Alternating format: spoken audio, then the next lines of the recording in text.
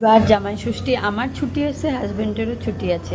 তো শনিবার দিয়ে ডিউটি থেকে এসে শরীর খারাপ ছিল, তো বাসন টাসন ধুয়ে বাড়ির সব কাজ করে নাস্তাতে রুটি খেয়ে নিয়েছিলাম। আমার শরীরটা খুবই খারাপ, যেহেতু আমি ডিউটিতে এসে ভয়েস দিচ্ছি, একটা আওয়াজ তোমরা অবশ্যই পাবে। দুজনে ব্লু কালারের শাড়ি পরে, ব্লু কালারের আমি শাড়ি পরে নিয়েছি, ও কুর্তাটা পরে নিয়েছে। অনেক দিন পর শাড়ি পরলাম, তাই বলছি তোমাদেরকে।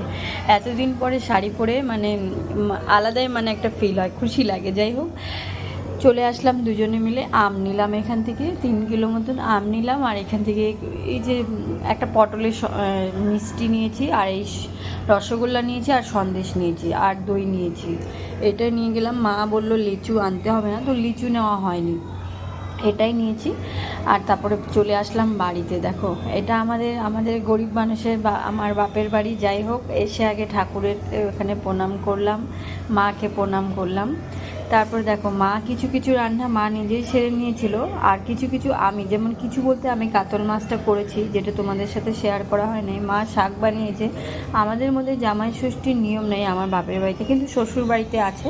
তো এর জন্য আমার মায়ের হাতে শাক ভাত জামাইদের খেতে হয়। এর জন্যে আমি এই যে পটল চিংড়ি হয়েছিল, তারপরে এই যে 5 রকমের ভাজা, আর এটা হয়েছিল যে তিল দিয়ে আর টক দই দিয়ে কাতল মাছের কালিয়া করেছিলাম, এটা আমি করেছিলাম।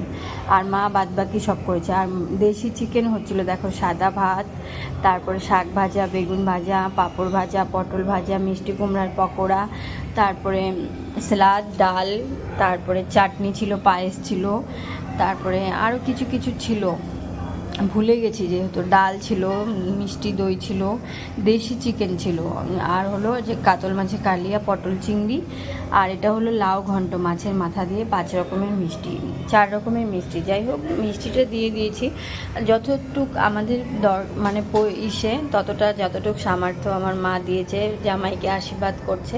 আমরা সবাই মিলে, জামাই তো আলাদাভাবে রাজার মতন খাচ্ছে, তো আমরা সবাই মাটিতে বসে একসাথে খাবার খেলাম মার সাথে। মা বলছিল তুই ওদের সাথেই খা, বিকির সাথে খা। তো আমি বললাম না, আমি তোমার সাথে খাবো। এটা আমার মাসির মেয়ে বোন, আমার মেয়েকে নিয়ে আসছে হাজব্যান্ড, যেহেতু ও বাড়ি ছিল না, পিসি বাড়ি গেছিলো। তো যাই হোক, এই যে দেখো, মাছটা ভালোই ছিল, খেয়েছি ভালোই, জামাই ষষ্ঠীতে আনন্দ করলাম। তারপরে আবার চলে আসি রাত্রে, মানে ওইখানে একটু কিছু খেয়ে, ওটা শেয়ার করা হয় না। এটা সোমবার দিন সকালে সয়াবিনের সবজি ভাত। শরীরটা আমার খুবই খারাপ, ভয়েস দেখে অবশ্যই তোমরা বুঝতে পারতেছো। তো যে ভেন্ডি ভাজা রুটি একটু হাজব্যান্ডকে খেতে দিলাম, মেয়েও তাই খেয়েছে। তো একটু সয়াবিন ভাত আমি টিফিনে নিয়ে যাব, আর হাজব্যান্ডও সয়াবিন ভাতই, একটা সবজি নিয়ে যাবো। আমার এত জ্বর, এত শরীর খারাপ, কিন্তু কাজে তো যেতেই হবে বলো। তারপরে মন্দিরে ভগবানকে বাইরে থেকে দর্শন করলাম। 2 দিন ধরে হাজব্যান্ডই পুজো দিচ্ছিলো, তো আজকে মা দিয়েছে, শাশুড়ি মা। যাই হোক, এসে গেছি ডিউটিতে, অনেকটা শরীরটা খারাপ লাগছিলো, তো লাঞ্চ টাইমে খেয়ে নিচ্ছি।